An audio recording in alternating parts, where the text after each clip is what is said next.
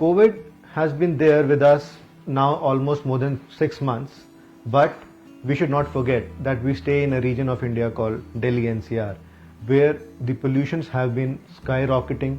With the winters coming in, the air will be more heavier. With the winters coming in, the air will be more dense. Such kind of an air stays down. It doesn't ascend.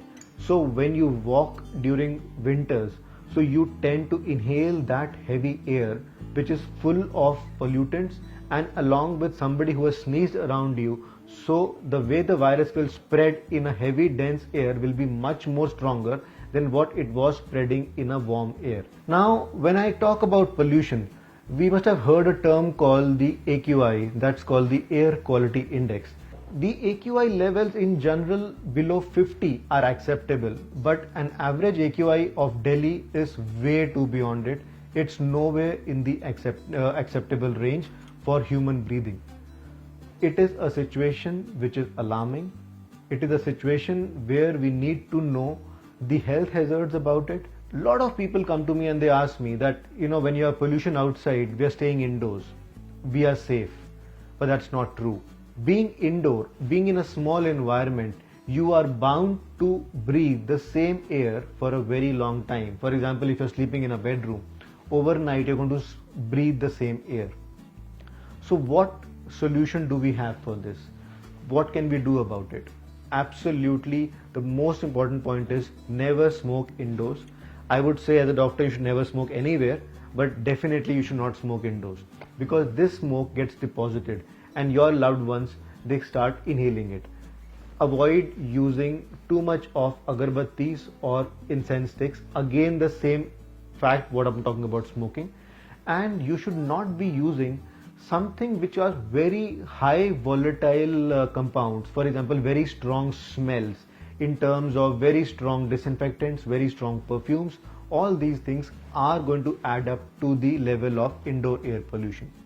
So there's a very common solution which we use is called the indoor air purifiers. The most important of those and the best, which what we recommend as doctors, are the ones which are based on the technology of HEPA filters.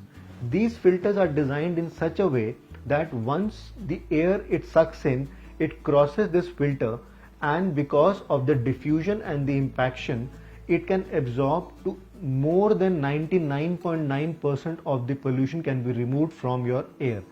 It can even be as good as removing the particle size as low as 0.3 to even 0.1 micron. These are the things which you are not seeing around you, but they are actually there, and they are going to affect you. They enter through your nose, they go in your lungs, and through your lungs they enter your blood circulation and affect each and every organ of your body, right from the hair to a toenail. Everybody gets affected. Also, this device which we have to choose should have an advantage in a way that it should be controlled by your smartphones in today's day and age. It should be controlled by a remote control. It is going to be a boon for people with limited mobility, or for you when you're not around your kids. So you'll be able to control the device from your own phone by not being physically around the device. It should be designed in such a way that it should be placed at a single point and control or have the capacity to oscillate the air in the entire space.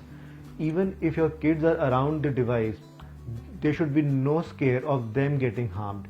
So there should not be any blades, there should not be any sharp edges around the device so that they can injure themselves. And finally, now you have to monitor the air, what you're breathing. So this device should have a technology to display the quality of air. So by the display I mean it should in real time tell you what was the air quality index of your room before starting the air purifier, and what is the air quality of room after you have been in that room for some time with an air purifier switched on. So this is something called a real-time evaluation of an air purifier. So if you want to remain healthy, especially in this region of the country, now I would strongly suggest improve your habits in terms of not adding to the load of the environment, and till the time that this thing gets taken care of, you need to have your own solutions. So easiest solution, although you have to invest into it, but this is something like an investment in health.